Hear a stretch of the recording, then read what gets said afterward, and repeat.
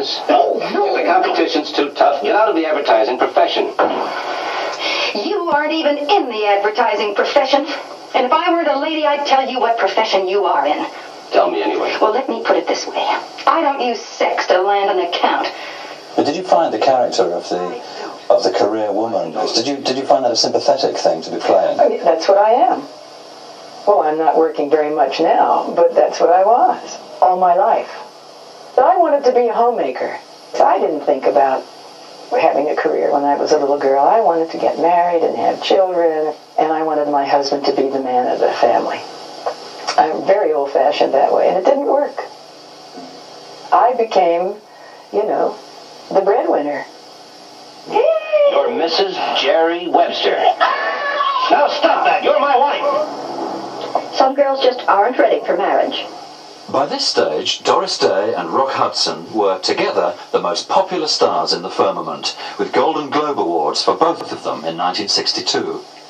Then came That Touch of Mink, another bedroom comedy where she acted opposite Cary Grant, the one Doris Day movie in which she really does play a 40-year-old protecting her honour, and which helps make sense of the well-known Hollywood saying, "I knew Doris Day before she was a virgin." But the film was an exception, and the screen relationship with Cary Grant never quite took off. We were friendly, but not very. I love Cary. I think he's a marvelous man, and maybe my second favorite actor. Jimmy Cagney, my first. I think Cary Grant was in a class by himself. I told him that, what I thought about him as an actor. He was very private. He did not, have a lot of fun on the set. That wasn't his style. He stayed to himself. And if a person does that, you don't really get to know that person very well. You're not sorry you came, are you? But I liked him. He's a gentleman and has the greatest taste in the whole world. What are you doing? I'm kissing you. Do you mind? Not if you don't.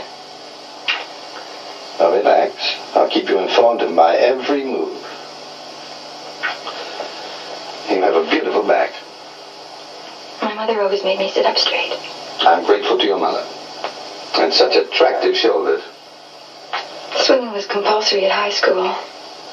I'm grateful to the public school system. There's so much to be grateful for. And so little time to be grateful. A lot of care seems to have gone into the design of your outfits in these comedies. I loved the clothes. I loved Jean-Louis. I loved Irene, especially. The designers, they wanted nothing more than to put a fur coat around your shoulders, and they had all the money they could spend, and this made you look so Hollywood. And oh my goodness, when I look back and I think about it, it just breaks my heart that these films are playing, and I just want everybody out there to know, all my friends, that I do not wear furs. I won't even sell them. I won't auction them. I won't do anything with them. They're in a big storage chest, and that's where they're going to stay, because I'm so against that now. If your relationship with Cary Grant wasn't, perhaps of the warmest, certainly your relationship with James Garner seems to have been in the films that followed That Touch of Mink. Oh. Again, it's almost the same kind of rapport as you have with Rock Hudson, I think. Yes. I love Jimmy. If I ever worked again, I would love to work with Jimmy. I'm so fond of him, and I think he's so good, and I wonder if he'll ever work again since his operation. But I would love to work with him again. I think we were wonderful together. You were. Maybe I shouldn't say that, but I really felt that we looked like we were married. Nicky, now don't, Nicky. Darling. No, please don't take advantage of me just because I'm a woman. Oh, you're my wife. One of them. Yeah. Hey, I really have to do something about that. Yes. I really do. When? When? Well, it won't be easy. It's going to take a great deal of diplomacy, tact, finesse. She's a very emotional girl. When? Was there much improvisation in those films? Because some of the repartee between the two of you The fight scenes and all that? Right. Oh, yes, we would always improvise. He likes doing that, and I do too. I'd like to just have kind of a point of view, and then have the director say, go to it, just do it. Have a big fight, and tell him off. That's what I would like to do. I'd like to improvise everything. Well, I can paint scenery or make costumes or whatever you need. Well, yes, I did some acting in college, not very much. As a matter of fact, I wasn't too bad. Anyway, I'd love to try out. Oh, the play. No, you keep me out of this. I'm neither a playwright, an agent, nor a club woman. Dr. McQuarrie, I don't think that'll be necessary. Really, I don't. You see, I have my own contacts in the theater. Suppose I see what I can do, and I'll call you later. All right? You're very sweet. Bye-bye. You're very sweet, too. Unlike many of her contemporaries, Doris Day was given the opportunity gradually to mature, as she began to portray assorted wives and mothers of her own age, who were determined not to submerge their identities in their husbands' careers. But by the mid to late 1960s, it was becoming much more difficult to find scripts which suited her character. A key film of the period, The Graduate, was offered to Doris, but she turned down the part of Mrs. Robinson because she thought it too exploitative.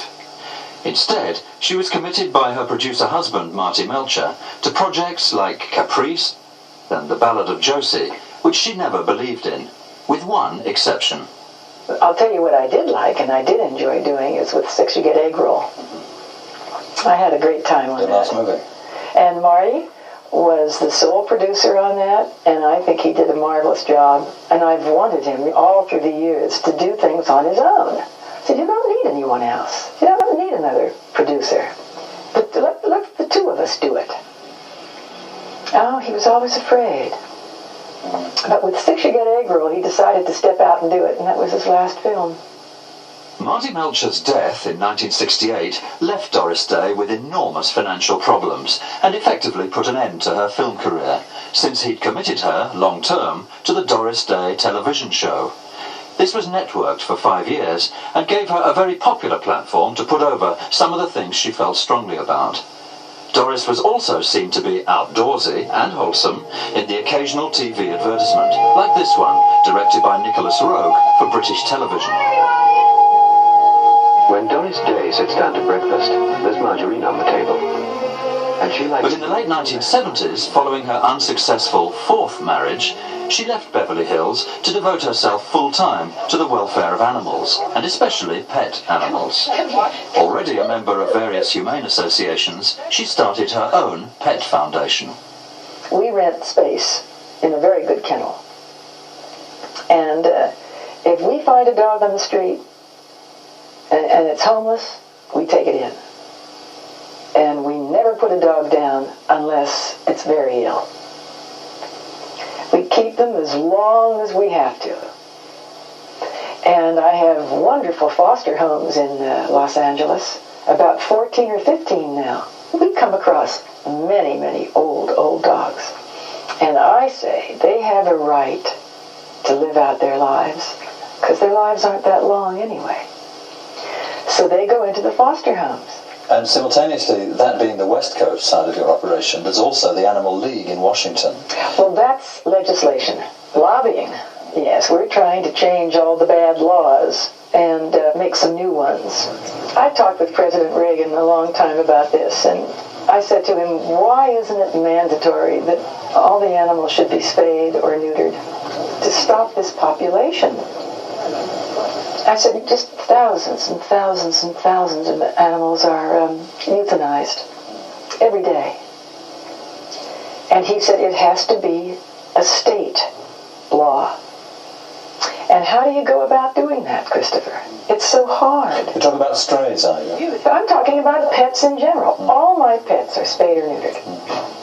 We don't want to breed. We should not breed. Except pedigrees? Except the pedigrees. And that should be very, very carefully done. Would you, if you had more time, get also involved in social and human issues, or do you make animals the priority? Well, I can't do it all. So many people are interested in in the elderly people. But in turn, you see, I work with the elderly too, and with pets and the elderly. So I love children. You see, so many people work for the children and their causes, and I know that. Not enough people work for the animals. And so I decided to go in that direction. But it doesn't mean that you love one thing more than the other.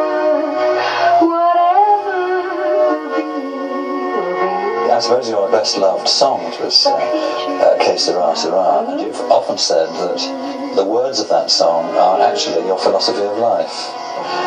Whatever will be, will be. Yes, whatever will be, will be. But we really have an awful lot to do with whatever will be, with our own thinking. I really don't know if everything is predetermined. But the way we live our lives, I think, is what shapes our lives. And I love every day. I really do. The histories of film tend to say about you, she was everyone's idea of the girl next door, and she was as American as Miss Apple Pie. What would you like the histories of film to say about you? Well, I don't really care that much about apple pie. I like peach. So many people write to me. I'm going by what they say. And they say that when they're depressed or feeling really low, they'll go to see one of my films and they feel better. Now, I don't know what that means, except that if what I do brings joy to the people, that I would love that. Do like the voodoos do. Listen to the voodoo melodies. They shake their bodies so to and fro with every oh, like a break. Moving the cares away. You take your cares away. If you would lose your weary blue, shake 'em away. Gotta chase those cares away. Away, shake your blues away.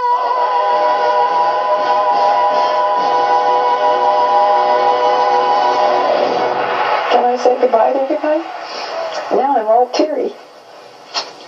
It's so silly.